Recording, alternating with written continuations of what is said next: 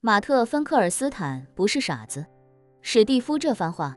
虽然把他和其他那些不干不净的财阀比作野狗，但归根结底是想点醒自己。这种时候只有他才能救自己，而他心里也很清楚，自己身上承载的秘密实在是太多了。如果自己不能把塔瓦纳灭口的话，那么一定还有很多人想把自己灭口。这种情况下，自己要么束手就擒，要么亡命天涯。但现在情况不一样了，有人要收养自己，而且那个人是罗斯柴尔德家族的二把手，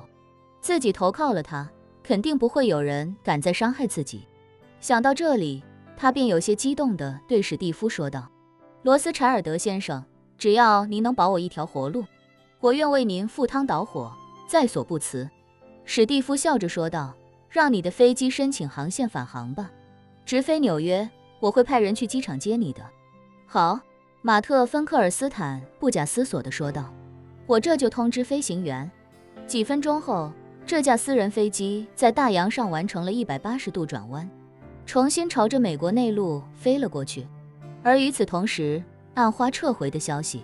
也经由地下网络发布给了全世界在关注这件事的人。暗花撤回这种事情其实是不常发生的，究其原因，就是因为一旦下了暗花，就要承担10%的中介费，一来一回平白损失这么多，绝大多数人在下暗花的时候都会慎重考虑好，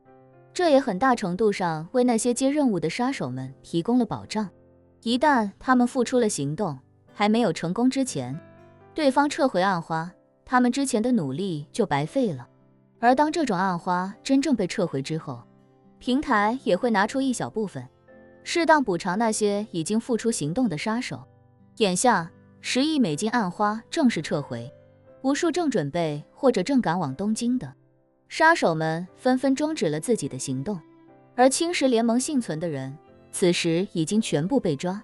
很快就要接受警视厅的审讯，到那时他们的身份也将被调查清楚。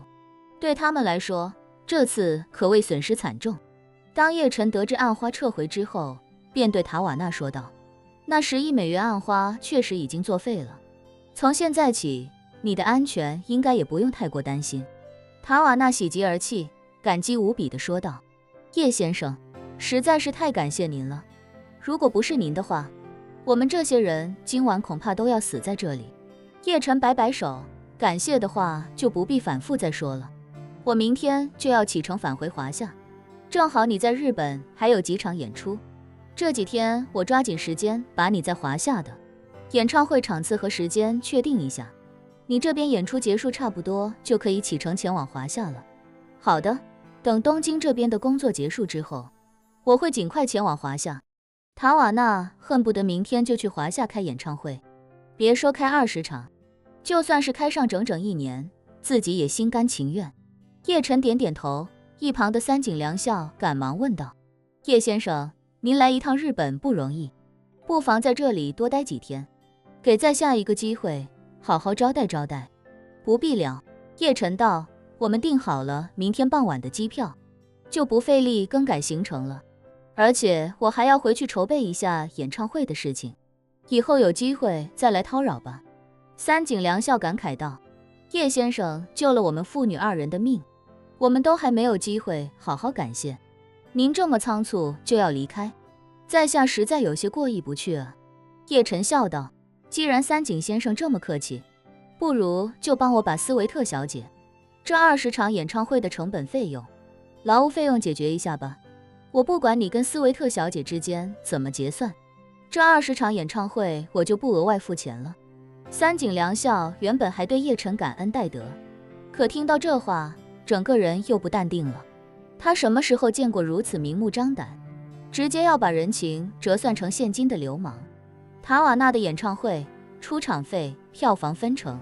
广告收益叠加在一起，市场价一场差不多就要1000万美金，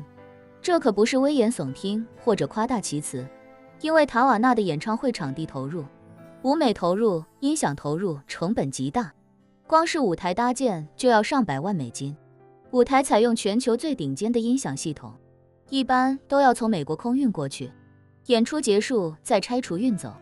而且演唱会还有超大液晶屏幕，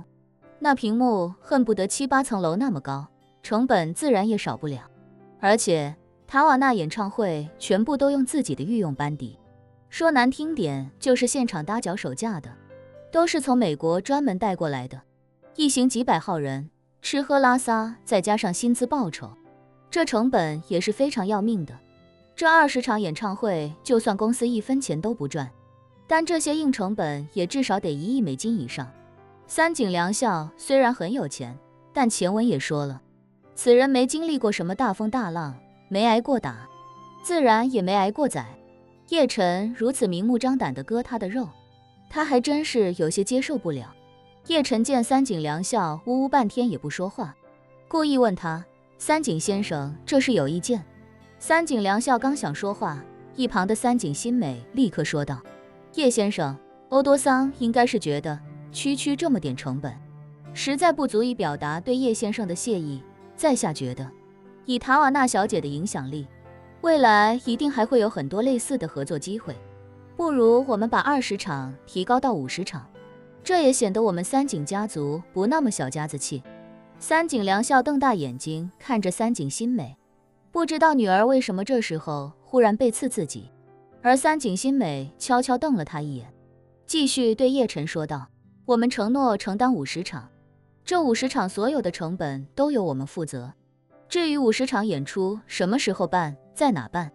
多久办完，都由叶先生您自己决定，时间轴拉长到3、5年也不是问题。说完，他又看向塔瓦纳，认真道，斯威特小姐也不用担心，你这50场的酬劳全由三井家族来承担。塔瓦纳连忙道，不用，为叶先生演出，我可以分文不取。叶晨立刻说道，瞧你说的，分文不取像话吗？这是看不起三井先生，知道吧？你那点资产在三井先生面前就是小虾米，轮不到你替他省钱，你该收就收，收了再把钱捐给需要的人也是可以的。说完，他看向三井良校，问他，我说的对吗，三井先生？三井良校肉疼不已，但眼见女儿一个劲朝自己使眼色，也只能强忍心痛，连声说道，对，叶先生说的对。